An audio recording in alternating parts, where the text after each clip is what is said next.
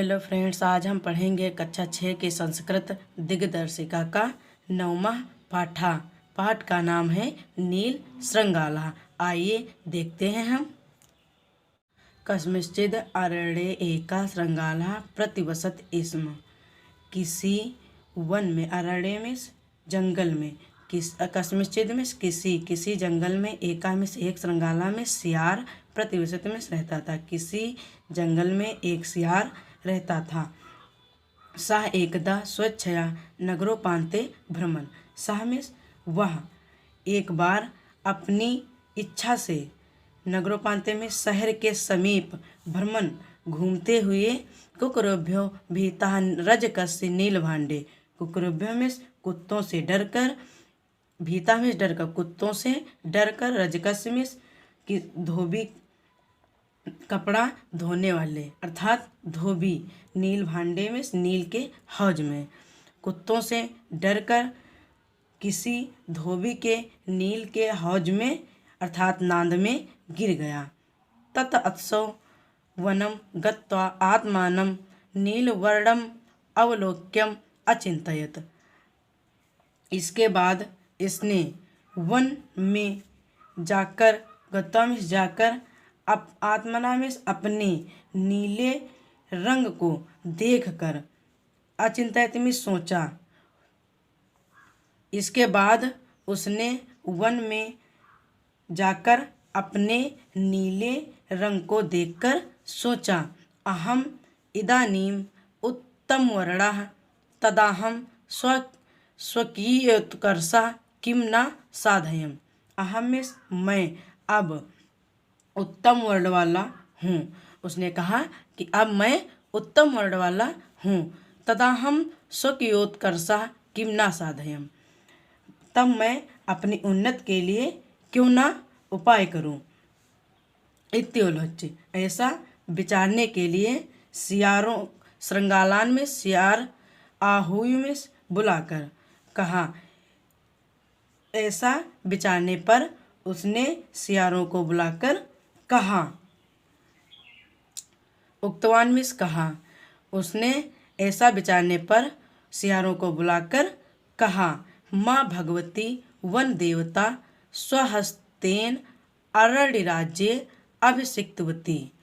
माँ मिस माँ भगवती वन देवता, माँ भगवती और वन देवता, स्वहस्तेन में अपने हाथ से, माँ भगवती और वन देवता अपने हाथ से अरण्य राज्य में जंगल के राजा अभिषेक्तवती रूप में मेरा अभिषेक किया है। माँ भगवती और वन देवता ने अपने हाथ से जंगल के राजा का अभिषेक किया है। तदारभ्यम तदादरभ्यम अरण्ये अस्मदा आज्ञा व्यवहारः कार्यः। इसलिए अब से जंगल की आज्ञा से, इसलिए अब जंगल की आज्ञा से व्यवहार होना चाहिए या व्यवहार करना चाहिए। इसलिए अब से जंगल के आज्ञा के अनुसार व्यवहार करना चाहिए। श्रृंगालाश्च तम विशिष्ट वर्णम अवलोक्य प्रणम्यम अवदन्। श्रृंगालाश में सियार का, तब में उसका, सियार ने उसका विशिष्ट वर्णन सियार उसका विशिष्ट वर्णन अवलोक में देखकर प्रणम्य अवदान, उसने उसे प्रणाम करके बुलाया। सियार ने उससे विशिष्ट वर्णन देखकर उसको बुलाया अर्थात उसका प्रणाम किया। यथा आज्ञापति देव, यथा में बोलो आज्ञापति देव, देवी जैसे बोलो। इतने नयो सर्वे क्रमेण अरण्यवासिनः तस्य आधिपत्यं स्वीकृतवन्तः। इत्यनेन इसी क्रम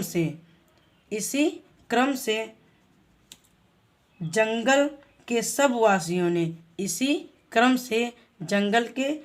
वासियों ने उसका आधिपत्य स्वीकार किया।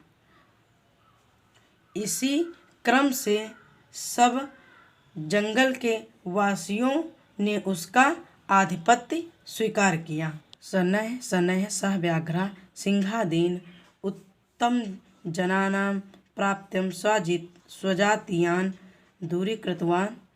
शनैः शनैः में धीरे धीरे व्याघ्र सिंह आदि उत्तम जनाना में उत्तम प्राणियों को, प्राप्त में पाकर, स्वजातियन में अपनी जाति वालों को, दूरीकृत ने दूर कर दिया। धीरे धीरे व्याघ्र सिंह आदि उत्तम प्राणियों को पाकर अपनी जाति वालों को दूर कर दिया। ततो दुखितान श्रृंगालान अवलोक्य केनचिद वृद्ध श्रृंगालेन एत प्रतिज्ञातम। तत्में इसके बाद दुखी सियारों को देखकर किसी बूढ़े सियार ने प्रतिज्ञा की, यथा अयम व्याघ्रदिभिः परिचितो भवेत् तथा उपायम करिष्यामः। इसको एक ऐसा उपाय करना होगा जिससे इसकी पोल खुल जाए। यतः एते व्याघ्रादयः अस्य वर्णमात्रेण विप्रलब्धाः सन्तः एनं श्रृंगालम् आज्ञात्वा राजानं मन्यन्ते। अतः क्योंकि व्याघ्र आदि वर्णमात्रे में इसके रंग से, क्योंकि व्याघ्र आदि सब रंग से विप्रलब्धा में ठगे गए हैं, क्योंकि व्याघ्र सब इसके रंग से ठगे गए हैं।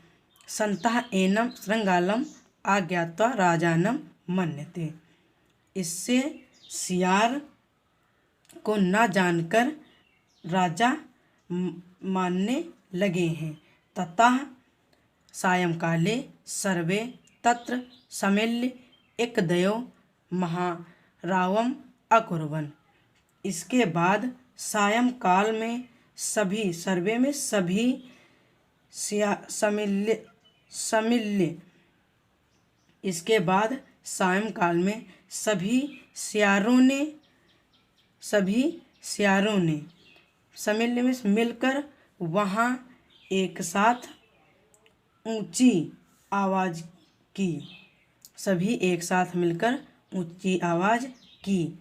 तम शब्दम श्रुत्वा सा नीलश्रृंगालोऽपि जाति स्वभावात् तैः सह शब्दम अकरोत्। तम में वह आवाज़ शब्द को सुनकर नीले सियार ने, वह आवाज़ को सुनकर नीले सियार ने अपनी जाति के स्वभाव के अनुसार उसके शब्द ऊंची आवाज़ में बोलना शुरू कर दिया। शब्दम में शब्द ऊंची आवाज़ में बोलना शुरू कर दिया। तथा कृते सति सिंह सह ज्ञाता हस्तश्च।